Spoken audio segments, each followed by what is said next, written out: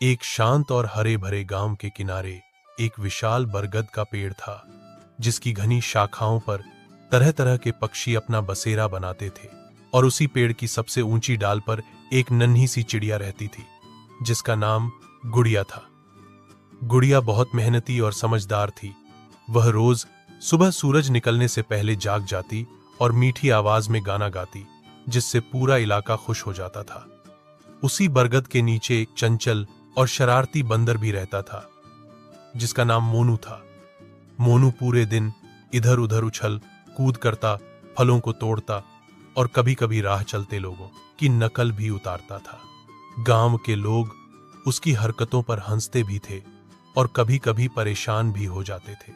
एक दिन सुबह जब गुड़िया अपना घोंसला ठीक कर रही थी, तभी अचानक तेज हवा चली और उसका छोटा सा घोंसला हिलने लगा।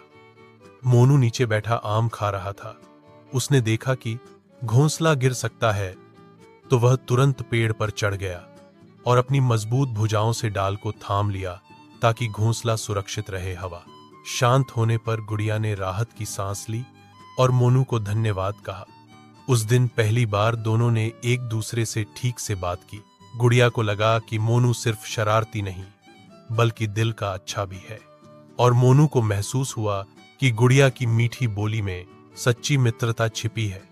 धीरे धीरे दोनों की दोस्ती गहरी होने लगी। गुड़िया उसे सुबह के गीत सुनाती और मोनू उसे जंगल के नए नए किस्से सुनाता। एक दिन जंगल में सूखा पड़ गया, पेड़ों पर फल कम हो गए और पानी के छोटे छोटे तालाब भी सूखने लगे। गुड़िया दूर उड़कर थोड़े बहुत दाने ढूंढ लाती, पर मोनू के लिए पेड़ों पर कुछ खास नहीं बचता था। वह उदास रहने लगा, उसकी शरारतें भी कम हो गई। गुड़िया ने अपने मित्र की उदासी देखी तो उसने निश्चय किया कि वह उसकी मदद करेगी। अगले दिन वह चिड़िया और दूर उड़कर गई और उसे एक छोटा सा खेत दिखाई दिया, जहां किसान ने कुछ फलदार पौधे लगाए थे। गुड़िया ने वहां से गिरे हुए पके फल देखे और थोड़े थोड़े टुकड़े अपनी चोंच में दबाकर लाने लगी। उसने कई बार आना जाना किया और मोनू के लिए फल जमा कर दिए। मोनू बंदर यह देखकर भावुक हो गया। उसने कभी सोचा भी नहीं था कि एक छोटी सी चिड़िया उसके लिए इतना प्रयास करेगी। उसने गुड़िया से कहा कि वह भी उसकी मदद करेगा। कुछ दिनों बाद अचानक तेज बारिश आई और बरगद के पास की जमीन पर पानी भर गया। गुड़िया का घोंसला सुरक्षित था, पर नीचे का इलाका कीचड़ से भर गया। मोनू ने देखा कि कुछ छोटे जानवर पानी में फंस गए हैं। उसने तुरंत उन्हें बाहर निकालना शुरू किया। गुड़िया ऊपर से दिशा बताती रही कि कहां कौन फंसा है। दोनों ने मिलकर कई जीवों की जान बचाई। उस दिन से जंगल के सभी जानवर उनकी दोस्ती की मिसाल देने लगे। समय बीतता गया और मौसम बदल गया। अब जंगल फिर से हरा भरा हो चुका था, पर एक नई समस्या सामने आई। गांव के कुछ लोग जंगल के किनारे पेड़ काटने लगे, जिससे कई पक्षियों के घर उजड़ने लगे। गुड़िया बहुत चिंतित हो गई, क्योंकि उसका बरगद भी खतरे में था। उसने मोनू बंदर को बताया कि यदि पेड़ कट गया तो न जाने कितने जीव बेघर हो जाएंगे। मोनू ने सोचा और एक योजना बनाई। अगले दिन जब लकड़हारे आए तो मोनू ने अपनी चंचलता का उपयोग किया। वह उनकी टोपी और औजार लेकर पेड़ पर चढ़ गया और शरारती अंदाज में आवाजें निकालने लगा। गुड़िया और उसके साथी पक्षी जोर जोर से चहचहाने लगे, जिससे माहौल गूंज उठा। गांव के लोग यह शोर सुनकर इकट्ठा हो गए और उन्हें समझ आया कि यह पेड़ कितनों का घर है। गांव के बुजुर्ग ने सबको समझाया कि जंगल हमारे जीवन का आधार है और इसे बचाना हमारा कर्तव्य है। लोगों ने पेड़ काटने का विचार छोड़ दिया और बरगद सुरक्षित बच गया।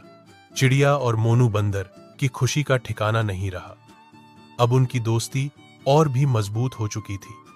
वे समझ चुके थे कि छोटा या बड़ा होना मायने नहीं रखता। सच्ची मित्रता में साहस, सहयोग और विश्वास सबसे महत्वपूर्ण होते हैं। एक शाम जब सूरज ढल रहा था और आसमान सुनहरे रंग में रंगा था, चिड़िया ने मधुर गीत गाया और मोनू बंदर शांत होकर उसे सुनता रहा।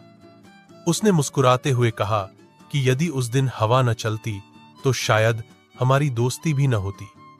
गुड़िया ने उत्तर दिया कि हर घटना अपने साथ एक सीख लाती है और हमारी मुलाकात भी एक सुंदर सीख थी।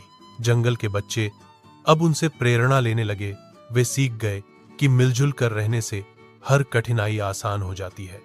समय के साथ गुड़िया ने कई छोटे बच्चों को उड़ना सिखाया और मोनू ने उन्हें पेड़ों पर चढ़ने की कला सिखाई। दोनों ने मिलकर एक ऐसा माहौल बनाया जहां डर की जगह हिम्मत और स्वार्थ की जगह अपनापन था। वर्षों बाद भी बरगद का वह पेड़ उनकी मित्रता की कहानी सुनाता रहा। जब भी कोई नया पक्षी या जानवर वहां आता तो पुराने जीव उन्हें बताते कि कैसे एक नन्ही चिड़िया और एक चंचल बंदर ने मिलकर पूरे जंगल को एकता का अर्थ समझाया। उनकी कहानी यह संदेश देती है कि सच्चा मित्र वही है जो कठिन समय में साथ खड़ा रहे, चाहे वह आकार में कितना भी छोटा क्यों न हो। और यही सच्ची दोस्ती की पहचान है। जय हिंद और धन्यवाद दोस्तों। वीडियो देखने के लिए याम याम टून्स की मजेदार दुनिया में अगर आपको मजा आया तो लाइक और सब्सक्राइब करना न भूलें और बेल आइकन दबाकर नए एडवेंचर के लिए तैयार रहें। मिलते हैं अगले मजेदार वीडियो में याम याम टून्स के साथ। हंसते रहे और खुश रहे। Bye bye.